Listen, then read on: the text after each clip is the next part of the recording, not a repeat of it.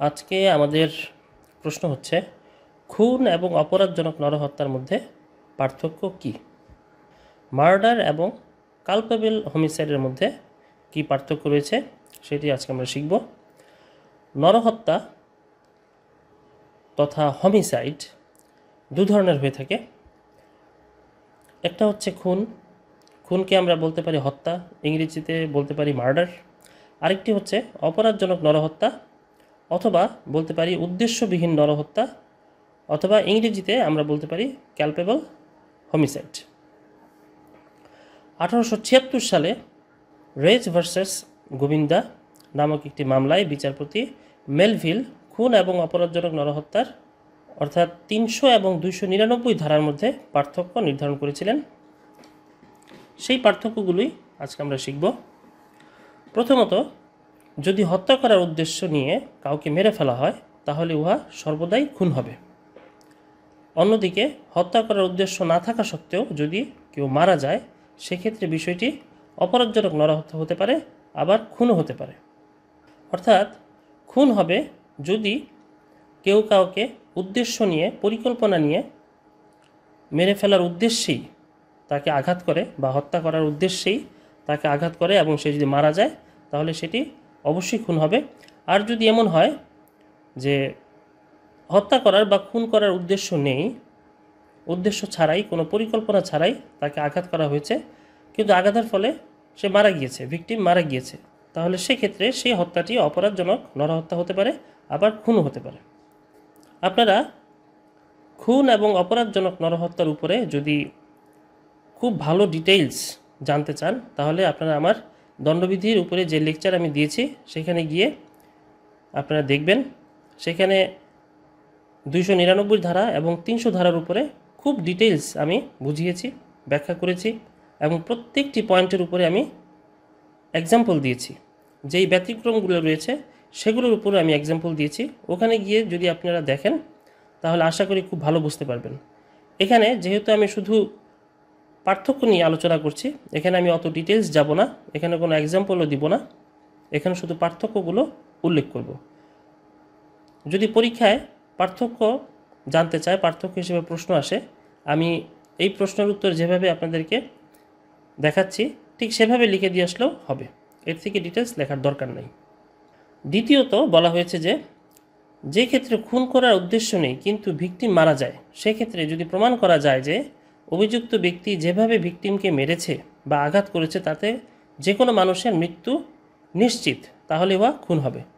এই বিষয়টি একটু খেয়াল করে দেখেন যে এক ব্যক্তি আরেক ব্যক্তিকে আঘাত করেছে, তো যে অভিযুক্ত ব্যক্তি যে আঘাত করেছে তার খুন করার কোনো উদ্দেশ্য ছিল না, কিন্তু সে এত বেশি মেরেছে বা এমনভাবে সে আঘাত করেছে যে আঘাতের ফলে শুধু ওই ব্যক্তি না যে কোনো মানুষের মৃত্যু নিশ্চিত হয়ে যাবে, তাহলে সেক্ষেত্রে যদি ওই আঘাতের ফলে ভিকটিম মারা যায় তাহলে তাকে আমরা বলবো খুন।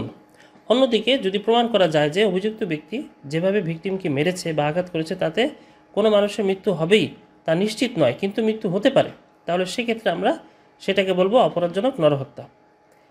তৃতীয়ত, যদি বিশেষ অবস্থা পরিস্থিতি বা বিশেষ পারিপার্শ্বিকতায় প্রমাণ করা যায় যে অভিযুক্ত ব্যক্তি জানত যে তার আঘাতে স্বাভাবিকভাবে ভিকটিম মৃত্যুবরণ করবে তাহলে ইহা খুন বলে গণ্য হবে।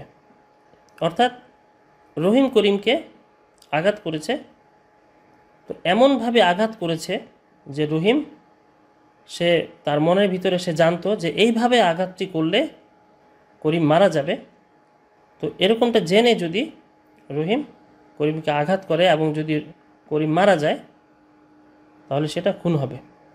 অন্যদিকে এরূপ জ্ঞান না থাকে তাহলে অপরাধজনক নরহত্যা বলে গণ্য হবে।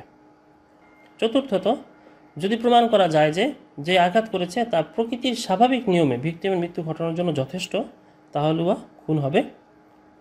অর্থাৎ এক ব্যক্তি আরেক ব্যক্তিকে আঘাত করেছে, তো এমনভাবে আঘাত করেছে যে প্রকৃতির স্বাভাবিক নিয়মে সেই ব্যক্তি মারা যেতে পারে, তার মৃত্যু ঘটানোর জন্য সে আঘাতটি যথেষ্ট হবে, তাহলে ভিকটিম মারা গেলে তা অবশ্যই খুন হবে।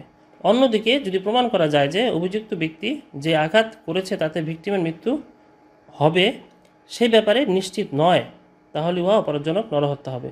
অর্থাৎ আঘাত করা হয়েছে, কিন্তু সে আঘাতে দেখা যায় যে অন্য ব্যক্তি মারা নাও যেতে পারে, কিন্তু ভিকটিমের বেলায় সে মারা গিয়েছে।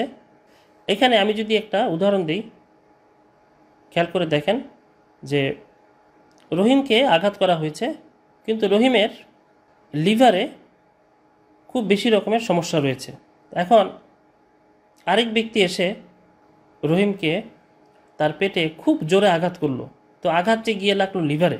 তো লিভারে, যেহেতু রহিমের লিভার খুব বেশিভাবে ইনজুর্ড রয়েছে, সেহেতু লিভারে আঘাত পাওয়ার কারণে রহিম মারা গেল। এখন এই ঘুষিটা যদি অন্য কোনো মানুষকে দেওয়া হতো তাহলে সেই মানুষ কিন্তু মারা যেত না। যেহেতু আঘাতটি যে কোনো মানুষের মৃত্যু ঘটাতে পারে না বা আঘাতের ফলে মৃত্যুবরণ করবেই নিশ্চিত নয়, সেক্ষেত্রে এই হত্যাকাণ্ডটি হবে অপরাধজনক নরহত্যা। আবার এখানে আরেকটি বিষয় রয়েছে যে রহিমের লিভারের সমস্যা রয়েছে, এটি যদি আঘাতকারী জেনে বুঝে তার পেটে আঘাত করে, লিভারে আঘাত করে এবং যদি রহিম মারা যায়, তাহলে সেটি ইচ্ছাকৃতভাবে জেনে বুঝে আঘাত করে তাকে হত্যা করা হয়েছে, তখন সেটি হবে খুন। পঞ্চমত, সকল খুনই অপরাধজনক নরহত্যা, কিন্তু সকল অপরাধজনক নরহত্যা খুন নয়। এই পয়েন্টটি খুব সহজ। দেখেন, যত খুন রয়েছে, যত মানুষজন যত খুন করে, সকল খুনগুলাই অপরাধজনক নরহত্যার পর্যায়ে পড়ে। অর্থাৎ যে ব্যক্তি খুন করেছে সে খুনও করেছে, আবার তাকে অপরাধজনক নরহত্যা করেছে, এটাও বলা যাবে। কিন্তু সকল অপরাধজনক নরহত্যা খুন হবে না। অর্থাৎ যে ব্যক্তি অপরাধজনক নরহত্যা করেছে তাকে কখনোই বলা যাবে না যে আপনি খুন করেছেন। 6 নম্বর পয়েন্টে বলা হয়েছে খুনের শাস্তি হলো মৃত্যুদণ্ড বা যাবজ্জীবন কারাদণ্ড এবং অর্থদণ্ড। অর্থাৎ খুন করার শাস্তিটা হচ্ছে বেশি, সর্বোচ্চ মৃত্যুদণ্ড পর্যন্ত হতে পারে।